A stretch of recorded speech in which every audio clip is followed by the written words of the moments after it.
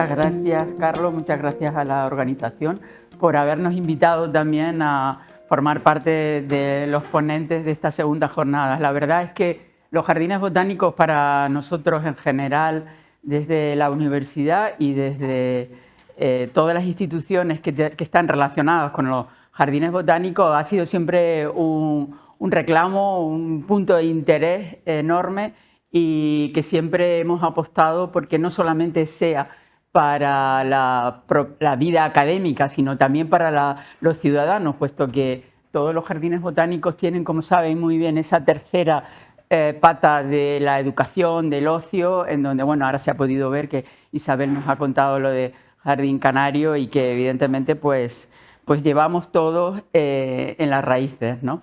La verdad es que ahora, escuchándola, y me ha dado una gran satisfacción ver que el tema de educación ambiental se mantiene, aunque con obstáculos, evidentemente, ¿no? Todos hemos tenido siempre obstáculos en nuestra vida profesional, pero yo recuerdo cuando cuando daba docencia en la Facultad de Educación, en lo que era la diplomatura de Magisterio antigua, en donde ya hacíamos bastantes itinerarios por la laguna con el alumnado que eran futuros maestros y maestras, y veo ahora el grave déficit que hay en cuanto a contenidos, porque evidentemente didácticas y pedagogías tienen muchísimo, pero en cuanto a lo que son contenidos botánicos, no solamente botánicos, zoólogos, físicos, químicos, todo lo que son contenidos de la ciencia ha desaparecido del grado de maestro actual.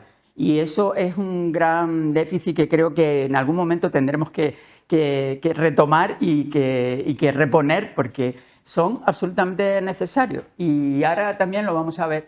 La primera ponente es Rocío González Negrín, es doctora por la Universidad de La Laguna y no ha podido venir, y por eso tanto Alicia Barroso, que es directora de Pirámides, que está aquí, me pidieron que yo pudiera intervenir, dado que he estado durante mucho tiempo vinculado a Pirámides de Güímar. Hemos estado vinculadas con un convenio de colaboración entre Pirámides y la Universidad de La Laguna, y hemos redactado varios proyectos que ahora les voy a explicar también brevemente, porque esto iba a ser un póster, no es un póster, va a ser una ponencia, y al final tampoco la primera ponente ha podido venir, de manera que esos puzzles que siempre hay que encajar todos los días, pues bueno, es una pieza más que espero poder comunicar, y por supuesto que estoy a vuestra disposición para que me preguntéis cuantas dudas tengáis.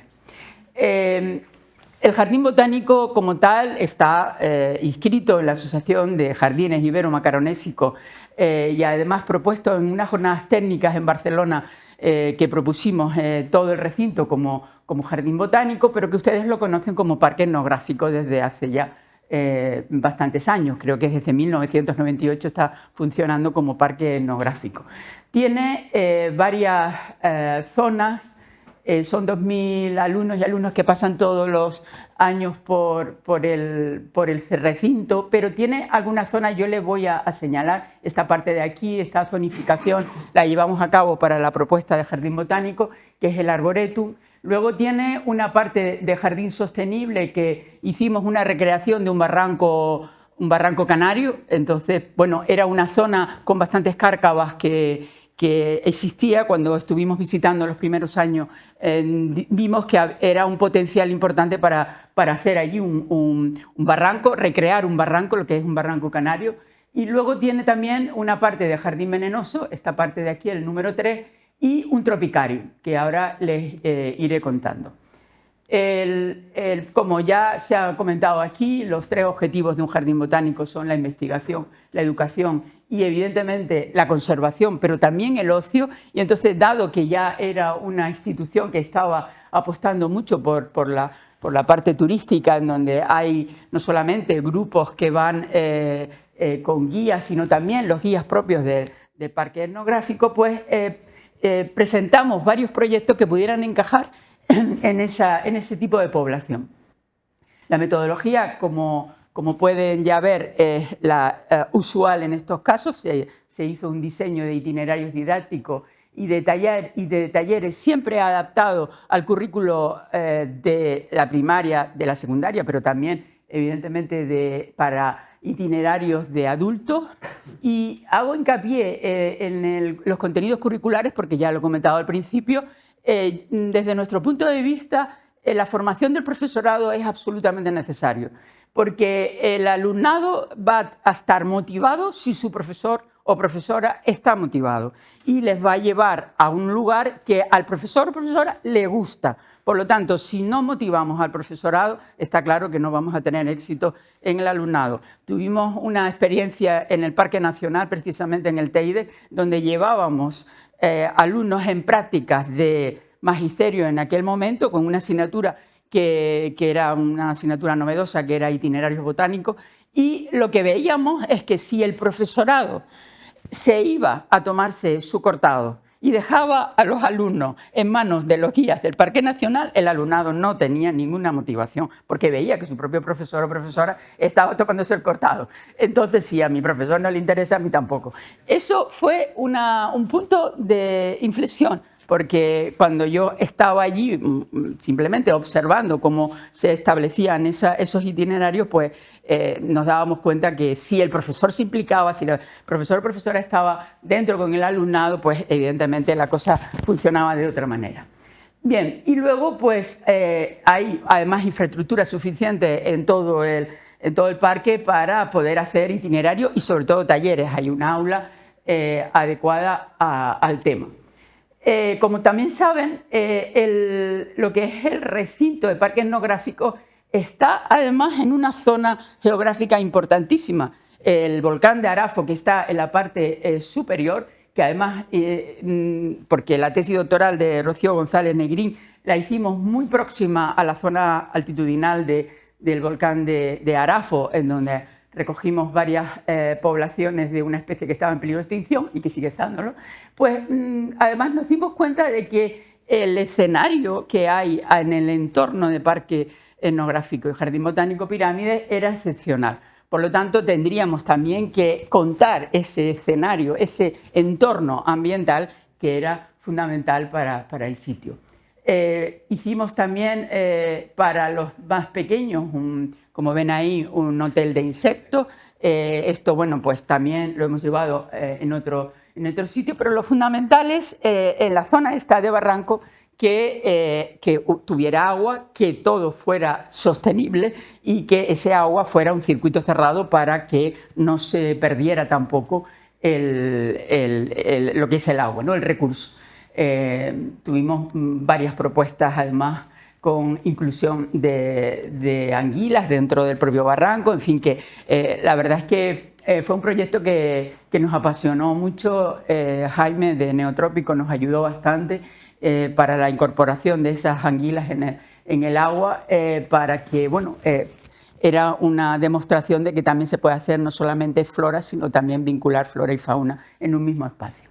Hay un jardín venenoso, como ven ahí, con más de 100 especies vegetales que tienen como aquí hay un grado de toxicidad, unos logos distintos para que el visitante pueda también informarse. Hay bastantes mesas de interpretación donde se explican las especies que están en el jardín venenoso, y bueno, es una zona que evidentemente es bastante atractiva, ¿no? para el público en general. Y luego hicimos este tropicario. Es un invernadero en donde lo primero que queríamos transmitir era la diferencia climática que había dentro y fuera del propio tropicario. Para ello pusimos un panel fuera del propio tropicario en donde se explicaba lo que es el bioclima mediterráneo.